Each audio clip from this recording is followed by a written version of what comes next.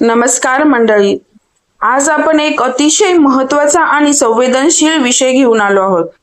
तो म्हणजे पितृदोष. तर तुम्हाला सगळ्यांना माहीतच आहे, सध्या पितृपक्ष चालू आहे आणि बऱ्याच लोकांना माहिती नाहीये की पितृदोष म्हणजे काय. तर चला मग जाणून घेऊया पितृदोष आणि त्याची लक्षणं कोणती आहेत. तर मंडळी, आपल्या आयुष्यात वारंवार अडचणी, अडथळे, दुःख का येतात? घरातील शांती का हरवते? अनेक वेळा यामागे पितृदोष कारणीभूत असतो असं मानलं जातं. तर आज आपण बघणार आहोत पितृदोषाची लक्षणे नेमकी कोणती असतात. तर मंडळी, पितृदोष म्हणजे नेमकं काय? तर पितरांप्रती आपली काही कर्तव्य अपुरी राहिली, श्राद्धविधी तर्पण न झालं किंवा त्यांचा अपमान झाला तर जन्मकुंडलीत पितृदोष निर्माण होतो. हा दोष म्हणजे आपल्या पूर्वजांचा आशीर्वाद न मिळणं. आणि जिथे पितरांचा आशीर्वाद मिळत नाही तिथे घरात सतत संकट येत राहतात. तर मंडळी, हे पाहूयात की पितृदोषाची मुख्य लक्षणे कोणती आहेत. तर पहिला आहे घरातील अडचणी व वादविवाद.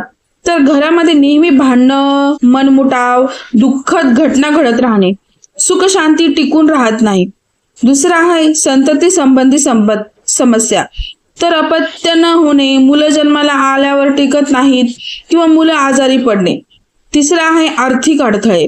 तर कितीही मेहनत केली तरी पैसा टिकत नाही, सतत कर्ज वाढत राहते, नोकरी व्यवसायात अडथळे येतात. चौथा आहे आरोग्याशी निगडीत अडचणी. घरातील सदस्य सतत आजारी पडणे, अचानक गंभीर आजार किंवा अपघात होणे. पाचवा आहे स्वप्न दोष व मानसिक त्रास. तर पूर्वज स्वप्नात दिसणे, रात्री वारंवार भयानक स्वप्न पडणे, मन सतत खिन्न राहणे. सहावा आहे विवाहात अडथळे. विवाह योग्य वयात न होणे, लग्न ठरून वारंवार मोडणे.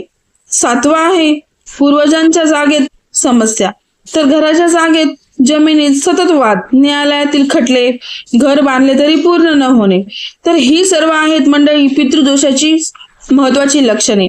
तर पितृदोष असल्यास काय करायचे? तर पितरांची पूजा करणे, श्राद्ध तर्पण करणे, पितृपक्षात दरवर्षी त्यांना अन्न पाणी अर्पण करणे, दत्तगुरु व श्री स्वामी समर्थांची उपासना करणे, दानधर्म करणे. यामुळे पितरांचा आशीर्वाद मिळतो आणि अडचणी हळूहळू दूर होतात. तर मंडळी, पितृदोष हा केवळ ज्योतिषाचा विषय नाही, तर आपल्या पूर्वजांप्रती कृतज्ञता व्यक्त करण्याचा एक मार्ग आहे. आपण त्यांना आठवलं, त्यांची सेवा केली तर त्यांचा आशीर्वाद आपल्याला नक्की मिळतो. तुम्हाला या विषयावर अजून माहिती हवी असेल तर कमेंटमध्ये नक्की लिहा. व्हिडिओ आवडला असेल तर लाईक करा, शेअर करा आणि चॅनलला सबस्क्राईब नक्की करा. जय श्री स्वामी समर्थ.